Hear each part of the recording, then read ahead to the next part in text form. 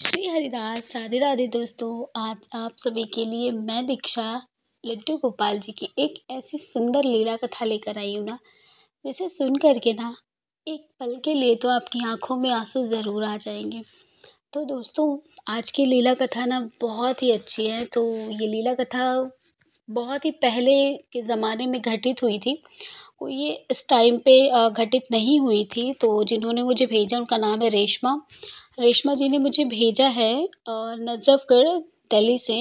उन्होंने बताया मुझे कि दीदी, ये घटना जब मैं अपने ससुराल में गाँव में रहा करती थी ना, ये तब की घटना है। तो उन्होंने मुझे बताया कि अ, ये घटना मुझे मेरी जो उनकी चाची सास है ना, उन्होंने ये घटना उन्हें बताई थी। तो उन्होंने कहा कि जब मैंने ये सुना ना, तो सुन कर के ना मुझे यकीन नहीं हुआ इस चीज़ पर। उन्होंने मुझे कहा कि मुझे इस बात पर यकीन नहीं हुआ कि क्या सच में ऐसा हो सकता है? क्या कोई भी लड्डू गोपाल जी को इस हद तक उनकी सेवा पूजा कर सकता है? तो जब उन्होंने मुझसे ये बातें बताई, तो मैंने कहा बिल्कुल, बहुत सारी ऐसी लीलाएँ हैं, आप देख लीजिए कि कथाएँ हैं बहुत सारी कि लड्डू गोपाल जी कैसे लोगों के जीवन में चमत्कार करते हैं, तो क्यों नहीं करते, बहुत सारे करते हैं। उन्होंने बोला कि दीदी, एक घटना ऐसी है जिसे मैं आपसे बताना चाहूँगी। तो फिर उन्होंने बताया कि एक बूढ़ी काकी रहती थी, उनका नाम था रामा। तो उन्होंने बोला कि वो बचपन से ही ना बहुत ही ज़्यादा मतलब धार्मिक प्रवृत्ति की थी, बहुत ज़्यादा पूजा-पाठ करना, मतलब वो इस तरह से करती थी। तो उनके परिवार में ना कोई नहीं था, उनके एक नाना जी थे और एक वो थी, और पूरा परिवार नहीं था। तो कुछ हुआ होगा उस टाइम पर, तो नहीं थे, वही 2 लोग थे। तो उनके नाना जी ना एक लड्डू गोपाल जी की सेवा करते थे। तो उन्होंने जब मतलब वो इस दुन मतलब बहुत वो लोग अच्छे खासे पैसे वाले थे। तो जब वो उन मतलब उनकी डेथ हो गई उनके नाना जी की, तो उन्होंने बताया कि जब वो इस दुनिया में नहीं रहे, तो जो रामा थी ना, उन्होंने लड्डू गोपाल जी को ले लिया। फिर वो नहीं थे इस दुनिया में, तो उन्होंने उसी टाइम पे उनका अंतिम संस्कार किया था। 9 वर्ष की उम्र में ही उन्होंने उनका अंतिम संस्कार किया था, क्योंकि उनके घर में ना कोई भी नहीं था, कोई भी लड़का नहीं था। तो उन्होंने ही उनका अंतिम संस्कार किया, सारी विधियाँ पूरी की। उसके बाद वो उस उम्र में ही बहुत ज़्यादा एक कह लीजिए कि मैच्योर हो गई थी, बहुत ज़्यादा समझदारी उनके अंदर आ गई थी हर चीज़ों को लेकर के। फिर उन्होंने बताया कि वो लड्डू गोपाल जी की सेवाएँ करती थी, पूजा करती थी, मतलब बहुत ही अच्छे से रहती थी। तो उनकी सेवा करती लड्डू गोपाल जी की, तो जो गाँव मतलब जो इस गाँव में वो रहा करती थी ना, गाँव वाले भी मतलब उनकी ये सब चीज़ें देख कर के पूजा-पाठ वग़ैरह बहुत ज़्यादा खुश हो जाए मतलब बहुत ज़्यादा खुश हो गए थे। तो उनके पास जो लड्डू गोपाल जी थे, उन्होंने बताया कि वो लड्डू गोपाल जी सोने के लड्डू गोपाल जी थे, जो बहुत ही सुंदर थे, और मतलब वो बहुत ही सुंदर थे लड्डू गोपाल जी। तो वो उनकी सेवा करती थी, और जब कहीं पे जाती थी तो उनको लेकर के जाती थी। इसी तरह से धीरे-धीरे उम्र उनकी बढ़ती गई, तो वो बड़ी हो गई। बड़े होने के बाद फिर उनकी शादी की बातें होने लगी। तो शादी के लिए बहुत सारे लोगों ने मतलब, क्योंकि वो बहुत ही अच्छे घर की थी और काफ़ी पैसे वाली थी, तो उनके घर में एक अच्छे रिश्ते भी आने शुरू हुए। कुछ मतलब कि जो उनके रिलेटिव्स थे ना, वो रिश्ता लेकर इनके लिए आने लगे। तो उन्होंने मतलब शादी के लिए हाँ भी कर दिया। उन्होंने ये कहा कि शादी करके यहाँ पे ही रहना पड़ेगा जो भी होंगी। तो भाई उन लोगों ने मान लिया शादी के लिए कि हाँ ठीक है। तो वो शादी करके वो जब शादी कर लिया उन्होंने, तो जब वो शादी के दिन वो बताती हैं कि जो है जब शादी के दिन गई ना, तो वो बैठी हुई थी, उसके बाद अचानक से ना वो बेहोश हो गई। तो बेहोश होने के बाद जो लड़का था ना, जो जिससे उनकी शादी हुई थी, तो वो बहुत ज़्यादा घबरा गया। तो वो मतलब बाहर आकर के चीखने चिल्लाने लगा। तो किसी ने समझ नहीं पाया कि वो क्या हो रहा है। तो मतलब वो लड़का जो था, वो आके बहुत ज़ोर-ज़ोर से चिल्लाने लगा कि वहाँ पे बहुत तेज़ एक उजाला हो गया है। और वो जो मतलब जो रामा थी, उन्होंने बोल मतलब वो बता रहा था कि जो रामा है ना, वो उसी उजाले के पास बैठी हुई थी और वो मुझे देख कर के हँस रही थी। तो ये बात जब उसने आके बाहर कुछ गाँव वालों को बताई, अब बताने के बाद वो तुरंत ही उसके प्राण निकल गए, प्राण उसने छोड़ दिए अपने। उसके बाद ये घटना, ये मंज़र एक बहुत ही भयावह रूप ले लिया, बहुत ही ज़्यादा डर का माहौल हो गया उस गाँव में। तो फिर मतलब सबने जब वहाँ पर रामा के पास गए, तो रामा वहाँ पर बेहोश मिली। उनको होश नहीं था कि क्या हुआ था वहाँ पर। तो जब वो उनको होश आया, तो उनको जब ये पता चला कि उनकी जिनके साथ शादी हुई है, उनके पति इस दुनिया में नहीं रहे, तो बहुत ही ज़्यादा मतलब जैसे होता है ना कि बहुत ज़्यादा दुःख होना, कि दुखी बहुत ज़्यादा हो गईं। तो इस चीज़ को कुछ लोग जो थे ना, उन्होंने कुछ नेगेटिव वे में लिया, कुछ लोगों ने पॉज़िटिव वे में लिया। तो उन्होंने बोला कि मतलब ये लड़की ही ठीक नहीं है, क्योंकि बचपन से ही ये अकेली रह रही है, इसको डर नहीं लगता, इसने ना जाने उसके साथ क्या किया कि वो ल मर गया। कुछ लोगों ने मतलब ये बातें मतलब बनाना शुरू कर दिया। उसके बाद फिर वो लोग जो है उन्होंने बोला कि मतलब जो गाँव में वो रहती थी ना, तो उनके साथ कुछ अच्छा बिहेव नहीं होता था। उन्होंने उनके साथ व्यवहार गलत करना शुरू कर दिया, मतलब गलत व्यवहार करने लगे। वो उनके यहाँ ना ज़्यादा बातें करते, ना ज़्यादा बोलते, तो वो किसी से भी बातें भी करती थी, तो लोग बहुत ही अब गलत समझने लगे थे। उन्होंने बोला कि अपने पति को खा गई ये, मतलब कुछ गाँव की जो औरतें थीं, वो ये बोला करती थी उस टाइम पर। तो वो बताते हैं कि लड्डू गोपाल जी उस टाइम पर ना सबके घर नहीं होते थे, सब लोग लड्डू गोपाल जी की सेवा नहीं जानते थे।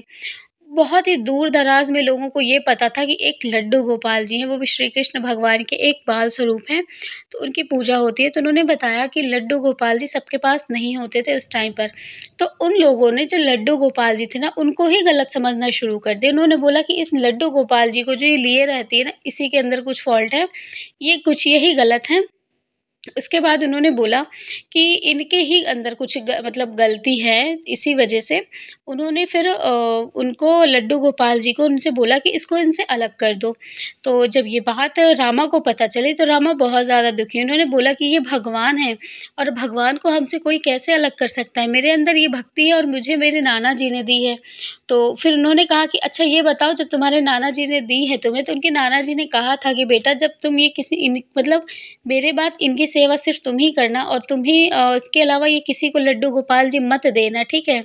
तो उन्होंने बोला कि क्यों ऐसा? तो उन्होंने बोला कि मैं नहीं बता सकता ये बात। तो फिर उन्होंने ये बात नहीं बताई थी कि क्यों उन्होंने बोला था कि लड्डू गोपाल जी को किसी को मत देना। बस उन्होंने इतना ही कहा था, क्यों नहीं देना, ये बात उन्होंने नहीं बताई थी। उसके बाद रामा जी के साथ, जो रामा थी उनके साथ बहुत गलत व्यवहार होने लगा। लोगों ने गाँव से निकाल दिया, क्योंकि वो एक अकेली ही बची थीं। उनका बहुत बड़ा मतलब घर-वर था, उनको सब ले लिया सबने, उनको बाहर निकाल दिया। तो वो जाते-जाते एक गाँव में आईं। मतलब एक गाँव में नहीं, एक गाँव के एक मंदिर में गईं। तो उन्होंने मतलब बताया कि वो एक मंदिर में गई हुई थी, तो अभी उनकी शादी को ज़्यादा टाइम भी नहीं हुआ था।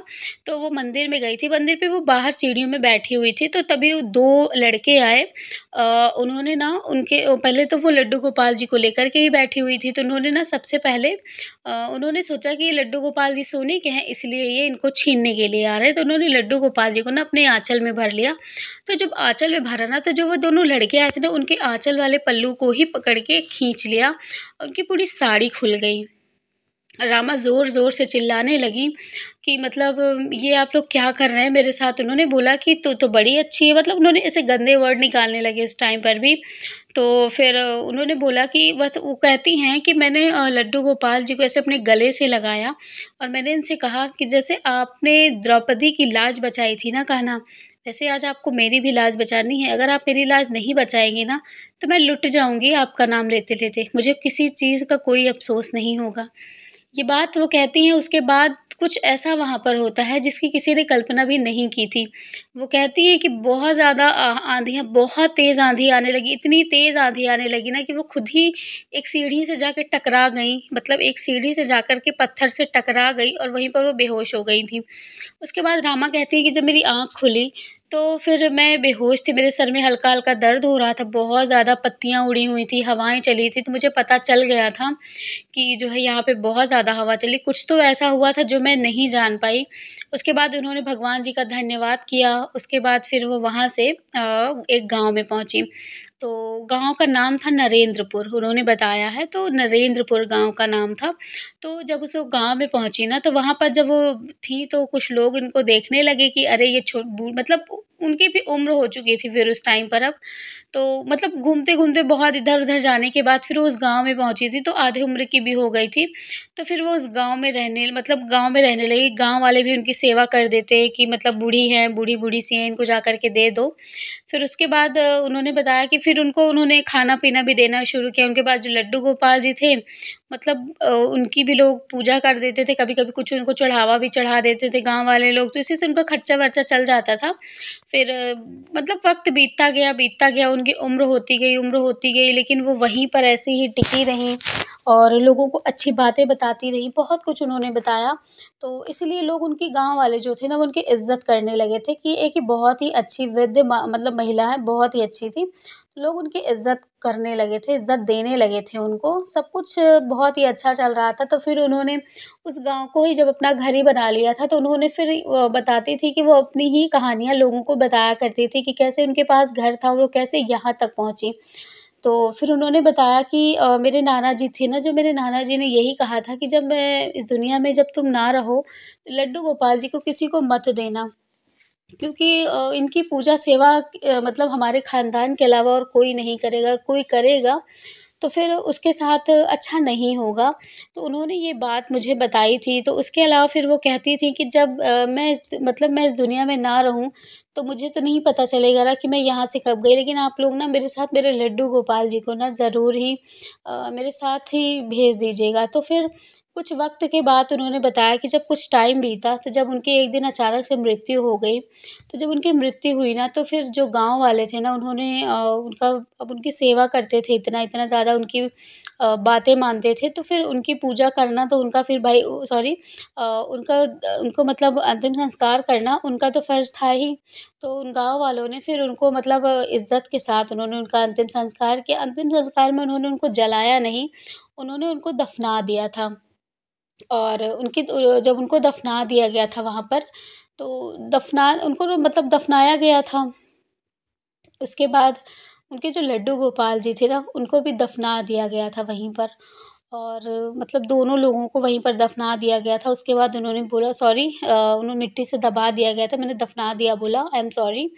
तो उनको मिट्टी से दबा दिया गया था। हमारे लड्डू गोपाल जी थे जो उनको भी वहीं पर मिट्टी से दबा दिया था इन लोगों ने।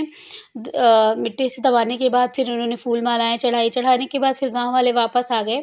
उसके बाद काफ़ी टाइम के बाद उन लोगों ने बताया कि मतलब जो जिन लोगों ने इनका घर ले लिया था गाँव वालों ने, तो उन्होंने बताया कि वो घर ही अचानक से मतलब फिर धीरे-धीरे पता करने लगे ये लोग कि कहाँ से ये आई थी, किनके घर की थी, इनके पास जो लड्डू गोपाल जी थे, कहाँ के थे। तो उन्होंने बताया कि उस टाइम पर ही जब उन्होंने घर छोड़ दिया था ना, तो गाँव वालों ने सोचा था कि हम इनका घर ले लेंगे, इनकी खेती-बाड़ी जो भी है हम ले लेंगे। लेकिन उनके हक़ में ऐसा आया नहीं। वो कहते हैं कि जब उन्होंने घर छोड़ा ना, तो उसी रात उस घर में आग लग गई थी। उसी वक़्त उन्हीं के खेतों में भी आग लग गई थी और सोचिए बस इतना ही हुआ था कि सिर्फ़ उनके ही खेत जले थे और बाकी किसी के खेत नहीं जले थे और वो खेत बंजर हो गई थी। तो फिर वो इस दुनिया में भी नहीं रहीं और उन्होंने ये सब बारे में भी नहीं बताया क्योंकि उनके नाना जी ने उनको ये सब बताया ही नहीं था कि आखिर क्या हुआ था, क्यों लड्डू गोपाल जी को हमारे परिवार के अलावा कोई और सेवा नहीं कर सकता था, क्यों उन्होंने घर छोड़ा। तो उनके खेत जल गए, उनका घर जल गया और क्यों उनके हस्बैंड ने शादी होते ही उनको कुछ ऐसा दिखाई दिया जो नहीं दिखाई देना चाहिए था। उनके हस्बैंड की भी मृत्यु हो गई, तो ऐसा क्या था ये तो वही जाने, ये तो हमारे परमात्मा ही जाने, हमारे लड्डू गोपाल ही जाने कि ऐसा क्या था।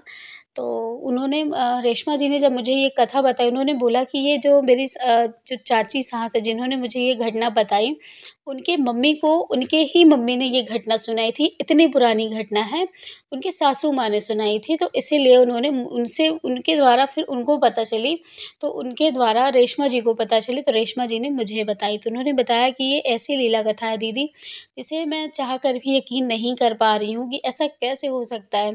तो मैंने कहा बिल्कुल हो सकता है, क्या नहीं हो सकता? बिल्कुल हो सकता है, इस दुनिया में ना सब कुछ हो सकता है। ये जो ज़माना लगा है ना इसमें सब कुछ हो सकता है। तो आप ये बात मत मानिए कि ऐसा नहीं हो सकता, बिल्कुल हो सकता है। भक्ति में सब कुछ संभव है आप ये जान लीजिए। अगर हम भक्ति के उस पे ना सब कुछ कर सकते हैं, तो फिर उन्होंने ये सारी बातें मुझे बताई और मैं बहुत ज़्यादा खुश हो गई। फिर मतलब बहुत ज़्यादा मैं खुश हुई, मुझे लगा चलिए बहुत ही एक ऐसी लीला देखिए सब्सक्राइबर जो बहुत सारे होते हैं ना, वो कुछ ऐसी-ऐसी लीलाएँ भेजते हैं ना, अच्छा लगता है सुन कर के। ये लगता है ना कि कुछ ऐसी लीलाएँ, कुछ ऐसी चीज़ें जिससे हम नहीं जानते थे। हम अनभिज्ञ थे, तो हमें वो चीज़ें पता चल जाती हैं, तो हम अपने आप को बहुत ही ज़्यादा लकी मानते हैं इस चीज़ के लिए कि हाँ, ये बहुत अच्छी बात है कि मुझे ये कहानी पता चली या मुझे ये लीलाएँ पता चली। अपने आप को ना मैं बहुत ही लकी मानती हूँ कि लोग मेरे तक अपनी स्टोरी पहुँचाते हैं, मतलब अपनी लीलाएँ मुझ तक पहुँचाते हैं, ये चीज़ मुझे बहुत अच्छी लगती है। तो और मैं आप सब तक पहुँचाती हूँ।